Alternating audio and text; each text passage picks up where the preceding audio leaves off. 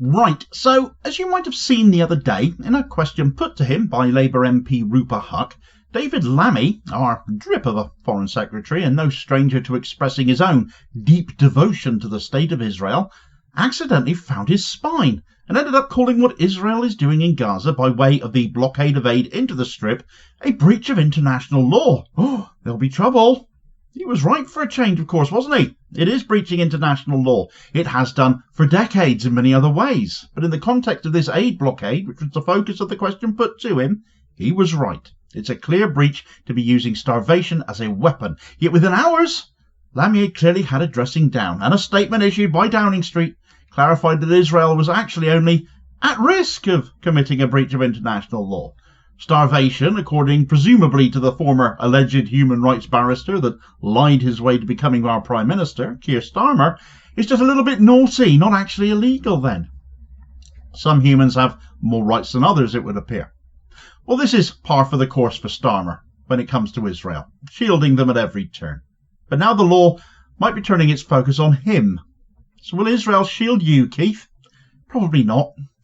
Get the popcorn out, folks, because Starmer might be heading towards his comeuppance.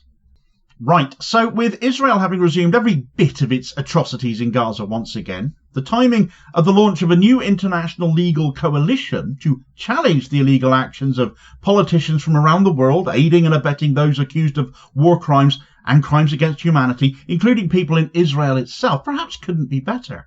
The Global 195 Coalition, a formidable alliance of lawyers and legal experts from around the world, have come together, have set their sights on holding individuals and entities legally accountable for their roles in the ongoing violence against Palestinians.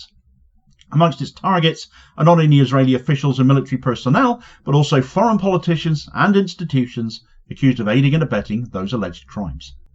One such figure who may find himself in the crosshairs of this legal initiative, therefore, particularly since this project is being spearheaded by the UK's very own International Centre of Justice for Palestinians, the ICJP, is Keir Starmer, our Prime Minister, though has often had us wondering who exactly he is running this country for, in UK interests or Israel's.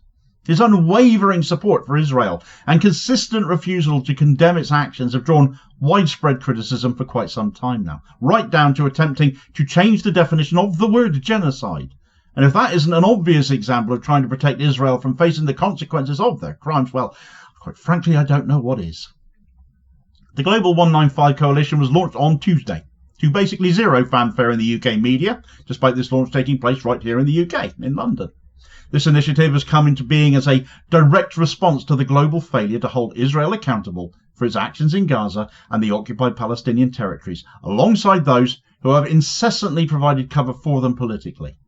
The coalition, which includes prominent legal minds from across the globe, was spearheaded by the International Centre for Justice for Palestinians, who are, as I said, a UK-based organisation dedicated to pursuing justice for Palestinians through legal means. The ICJP has been a long-time vocal critic of Israel's policies, accusing it of systematic human rights violations, war crimes, and genocide. So the formation of this group represents a significant escalation in these efforts, therefore, to make this a global action, a global legal movement, not just a UK-based one, as it seeks to leverage international law to prosecute individuals and organisations complicit in the crimes that Israel are committing.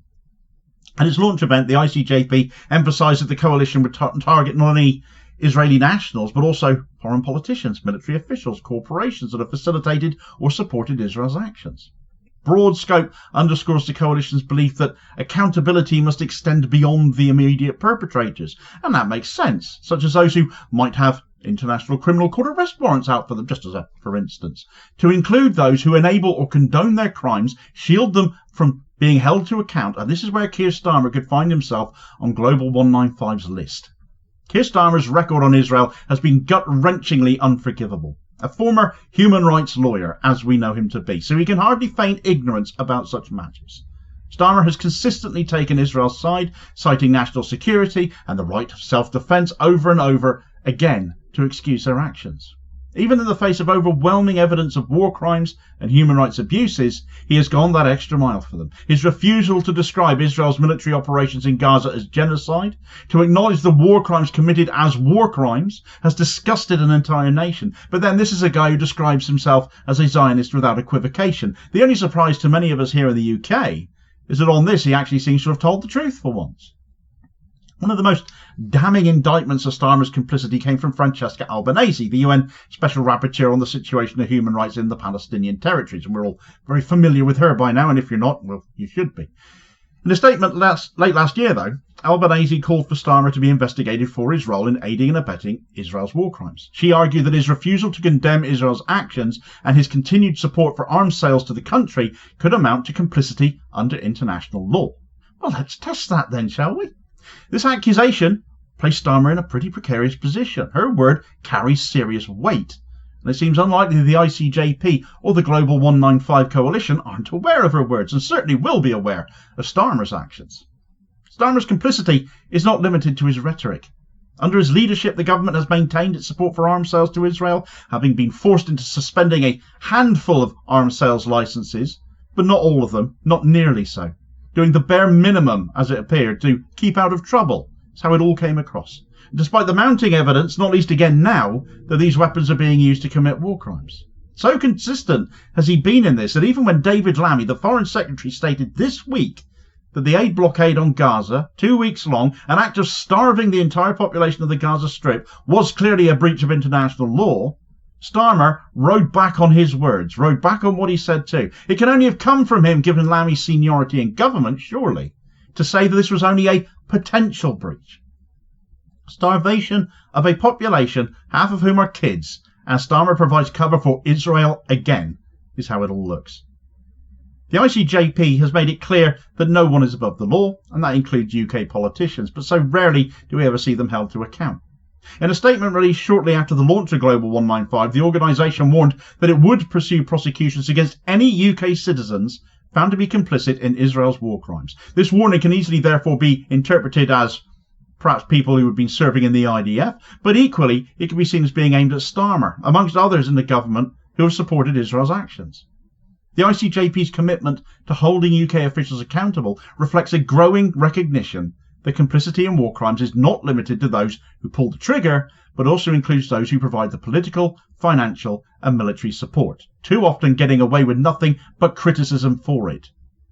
At the coalition's launch event, ICJP representatives highlighted the importance of public pressure in driving accountability, urging citizens to hold their leaders to account for their actions. We all have a part to play in this too. This is a message I convey on a regular basis on this channel, and I will keep hammering it home. I won't make any apologies for it. This call to action will, I certainly hope, resonate with a great many people here in the UK, as long as they hear about it, of course, because the mainstream media haven't covered it. Surprise, surprise. Where public opinion has increasingly turned against Israel's actions in Gaza, as shown by the increased demonstrations and calling out of this government for aiding and abetting in the criminality Israel perpetrates on a daily basis. So it's not a good look for the media at all, but then you've got me to keep you informed. Anyway, the Global 195 Coalition's efforts raise important questions about the moral and legal responsibilities of political leaders in the face of war crimes, and our responsibility to call them out for that. Keir Starmer's refusal to condemn Israel's actions, coupled with his support for ongoing arms sales, has placed him on the wrong side of history. We all know it, we all see it. Israel aside, he's already being viewed as one of the nastiest, worst prime ministers this country has ever had inflicted on it, and certainly one of the most deeply unpopular. His actions not only undermine the principles of international law, but they also betray the values of justice and human rights that he once supposedly stood for as a human rights lawyer. I do wonder just how much of a price he placed on that to sell out seemingly as he has. The coalition's focus on complicity is particularly significant, though, as it challenges the notion that accountability is limited to those who directly commit the crimes. It's easy to demand to see Netanyahu in The Hague. We've all done it, we've all said it. But so should all those enabling him to do what he is doing. By targeting those who aid and abet war crimes, Global 195 is sending a message out that enough is enough and that no one is immune from justice. This approach has the potential to reshape the global response to war crimes, and not before time, creating a new paradigm in which enablers are held to the same standard as perpetrators. And surely that is exactly as it should be. The launch of the Global 195 Coalition hopefully marks a turning point in the fight for justice for Palestinians. By mobilising legal expertise from around the world, people who know their stuff, base their actions on evidence gathered, not relying on nonsense media headlines or distractions in the mainstream media, the coalition has created what has the potential to be a really powerful tool for holding individuals and entities accountable for their roles in Israel's war crimes. Keir Starmer's complicity in these crimes makes him, I would suggest, a target for their prosecution, and his refusal to change course only reinforces the need for accountability, because this is a guy riding on a massive majority who thinks he's untouchable, who isn't delivering for this country and certainly isn't for the interests of Palestine. The only nation that seems to benefit from Keir Starmer is Israel. Meanwhile, as Keir Starmer provides cover for Israel again here, he's stripping it from the long-term sick and disabled with a Green Paper worse than anything the Tories produced if it passes. The supposed party of the working classes, choosing to attack the poorest and most vulnerable with the burden of paying for Rachel Reeves' economic idiocy. Get all the details of that story in this video recommendation here as your suggested next watch if you're not angry enough at Keir Starmer's government already. Please do also hit like, share and subscribe if you have not done so already, so as to ensure you don't miss out on all new daily content, as well as supporting the channel, which is enormously appreciated. And I will hopefully therefore catch you on the next vid. Cheers folks.